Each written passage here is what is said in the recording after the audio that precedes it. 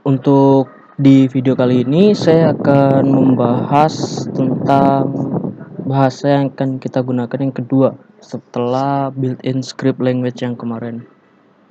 Jadi yang kedua ini dia menggunakan bahasa basic atau jadi bahasa yang lebih basic daripada bahasa C. Jadi nanti untuk pengguna mungkin lebih familiar dengan bahasa ini nantinya.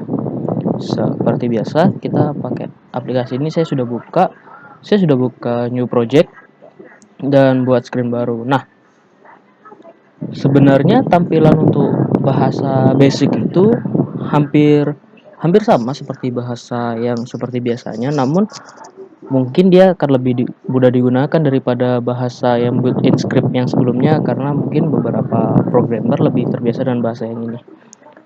Nah, kita lihat saja dulu. Nah, kita akan menggunakan sama kita akan menggunakan program increment seperti yang sudah dilakukan di tutorial built-in script. Kita akan menambahkan nilai variabel secara increment. Nah, sama kita klik 2 kali. Nah, ada cara lebih mudah daripada menggunakan text box, jadi kita bisa langsung dari sini kita ubah namanya button. Lalu langsung bisa kita tambahkan variabelnya di sini. Jadi nanti berubah seperti di toggle dan tidak harus pakai text box. Nah, setelah itu kita masuk ke bagian komen. Nah, di sini kita pilih. Nah, di bagian sini dia ada built-in language sama VBScript. Nah, VBScript ini kita bisa mengetik. Bagi yang sudah menggunakan bahasa basic mungkin akan lebih terbantu ya. Nah, pertama kita kan mau merubah tag tambahkan. Jadi kita panggil dulu menggunakan fungsi $, lalu kita cari tagnya. Nah, tambah sama dengan fungsi program perintah increment. Jadi tambah ditambah berapa, kita tambah saja 10. Nah, ini sudah selesai. Lalu kita coba tengok. Nah, untuk 0 ini itu nilai awal tagnya. Setelah kita pencet, nah nilainya akan bertambah 10, 20, 30, 40, 50. Nah, seperti itu. Jadi fungsinya hampir sama dengan built-in language, gunanya untuk memudahkan interface sesuai dengan tujuan kita. Jadi kalau kita mau menambah, kita bisa menambahkan program agar interface-nya itu berjalan dengan sesuai kemauan kita. Nah, ada dua perbedaan khusus antara built-in sama VBScript. Nah, kalau di built-in yang tadi kita cuma dibatasi sampai 12 tag.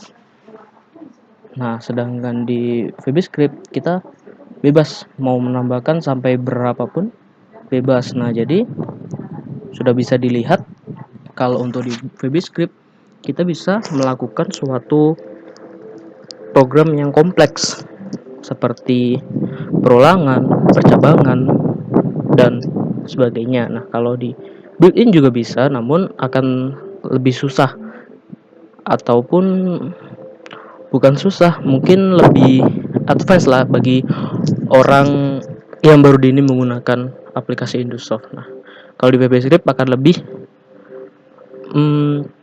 dia akan lebih mudah digunakan bagi yang sudah melakukan programming menggunakan bahasa C ataupun C++. Nah, untuk di program yang kedua kita akan coba program yang sederhana, yaitu program menutup screen kita. Kan dari tadi kita nutupnya itu cuma pakai alt tab kan. Nah, kita akan bikin program yang kedua, jadi setelah dipencet nanti dia akan menutup. Nah, langsung kita klik 2 kali, langsung kita tambahkan komennya. Kita pakai VBScript. Nah, langsung kita panggil untuk menutup biasanya apa? Shutdown ya. Kurung muka tutup. Oke, sudah selesai. Kita run.